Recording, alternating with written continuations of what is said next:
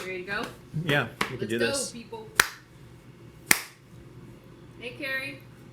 It's Carrie's birthday, too. Happy birthday. All right, well, welcome back, everybody. On tonight's episode, we're going to be playing with our favorite Beyond Meat sausage. I like the sausage links just because they're a little seasoned, a little more meaty flavor to me. And then we have some fresh-made marinara. You can use store-bought if you wish, but slaved away for 4 hours yesterday making the marinara. It's very good. It's extra delicious that way.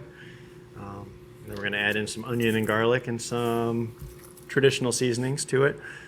Pop it in a pan. We're going to use some of Shanna's fresh sourdough bread.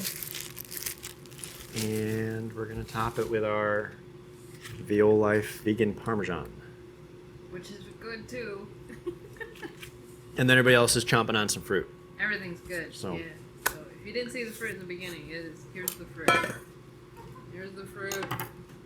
Talk about exotic fruits. So good for you. Very good. All right. So we have an onion to dice and 2 cloves of garlic to mince up. And we'll just get that all into our bowl.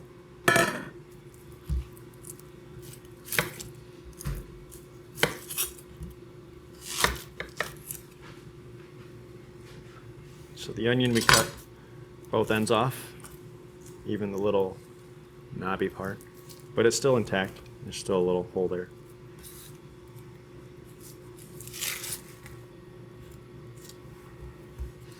And with the amount we have, we probably only need about half an onion. So we're going to dice this pretty small, and you don't have to be perfect, but you do want your sizes to be fairly even. Yes, that is a very sharp knife. He keeps his knives very sharp. That's actually a different kind of knife. Yeah, it's a carbon steel knife. The benefit to carbon is you can get it super sharp, razor sharp. The one drawback is it's a very temperamental steel, so it's not a very common one you find in your house. If you let it sit under moisture, humidity, even if you don't wipe it off in between this little step here, it will start to rust before you realize it, and that's not good. So the tools count. And then the garlic is still roughly the same size as the onion, so that's why you want the onion to be nice and small.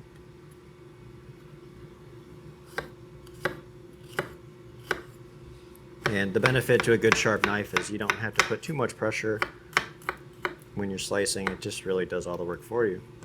Yeah, we do the paper test, tomato test. And so with a good sharp knife and good form, you're actually much safer than a dull knife and sloppy form. So it's also a safety reason why our knives are so sharp.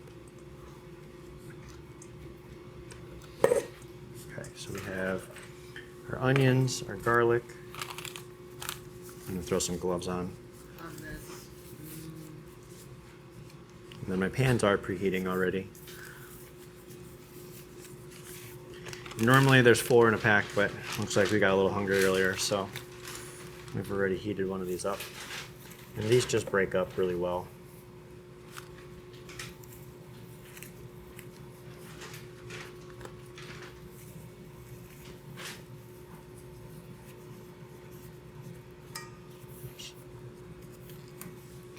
Okay, and we're going to throw in our salt, pepper, and then some dried oregano, about a tablespoon or 2, and then same with some dried parsley, and then a little bit of red pepper flake,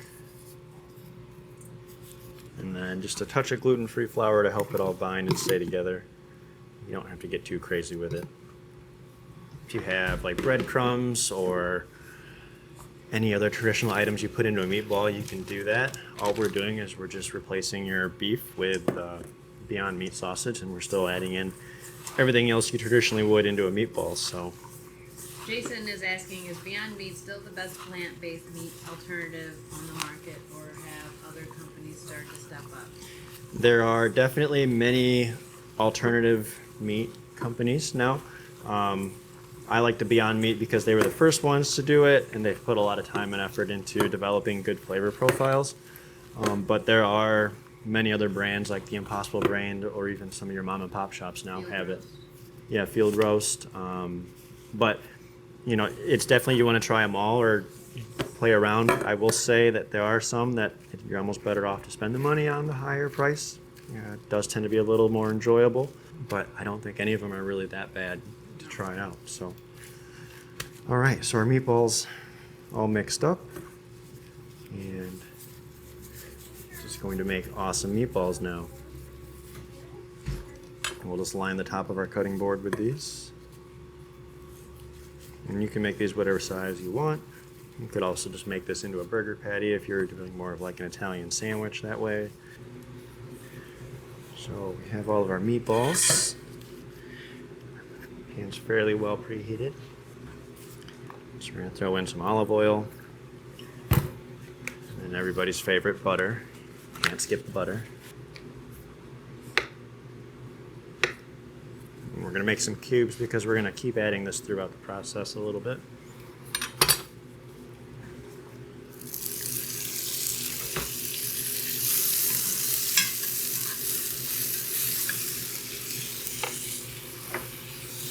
And then go ahead and place your meatballs in the pan. And you always want to work clockwise from the top.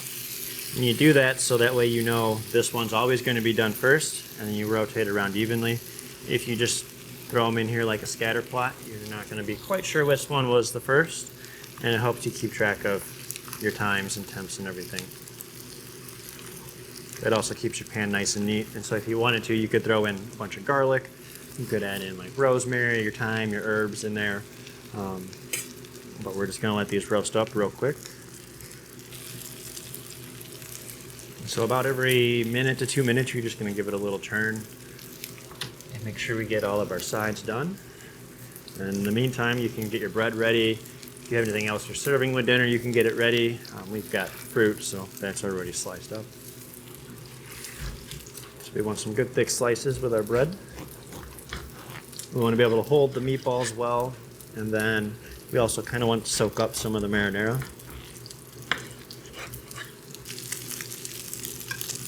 These are starting to crisp up real nice. And you just want to make sure you get every side cooked. And so we've been kind of toying with our menu ideas and trying to come up with some new ideas. And this might just end up on the menu.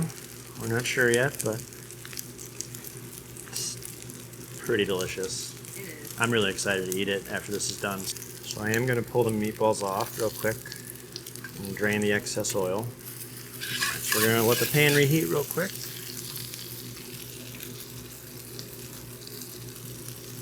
The nice part about cast iron is it retains a lot of your heat, so it's going to be ready to go here in just a second.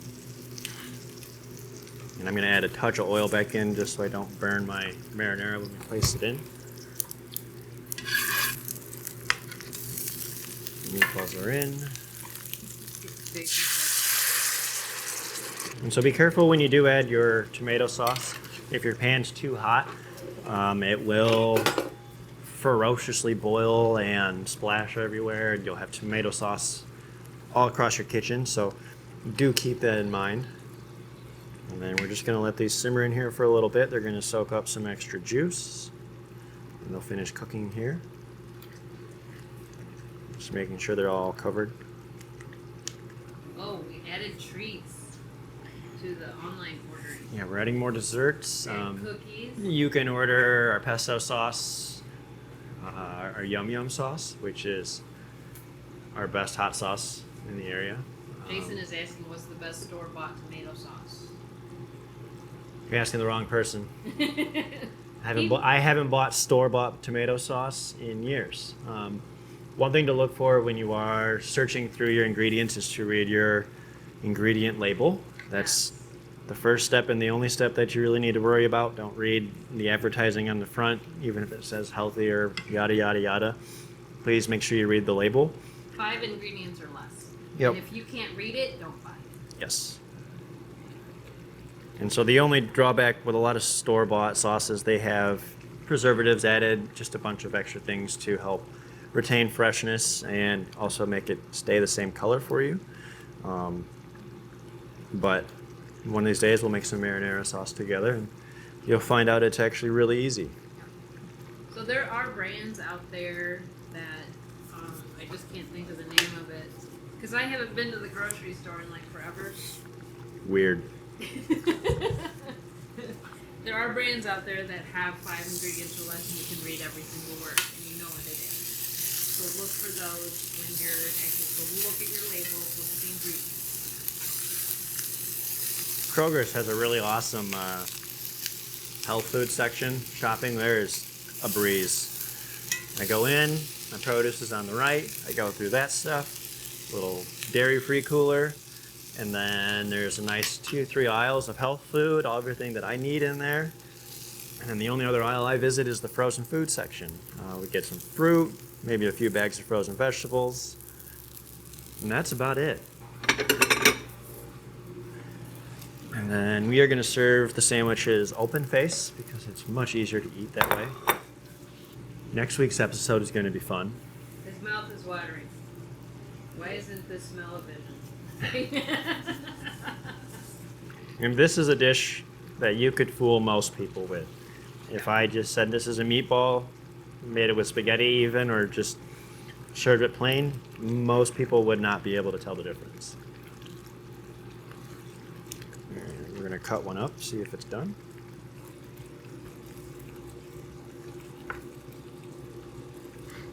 It's a little hot. It's looking really Look good. at that, guys. Maybe Looks like a meatball to me. Maybe a little heavy on the onion this time, but that's okay.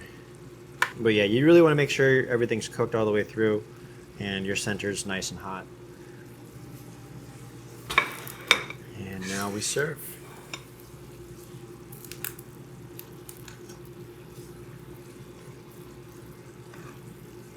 And about 3 meatballs should be plenty per sandwich. And then we're going to top it with the rest of our sauce here in just a second.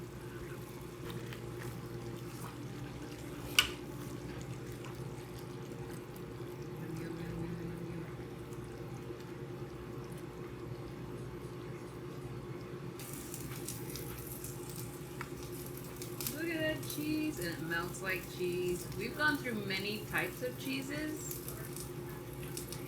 vegan based, that. And look at that. Most of them disappoint, but every once in a while you strike gold and Yeah.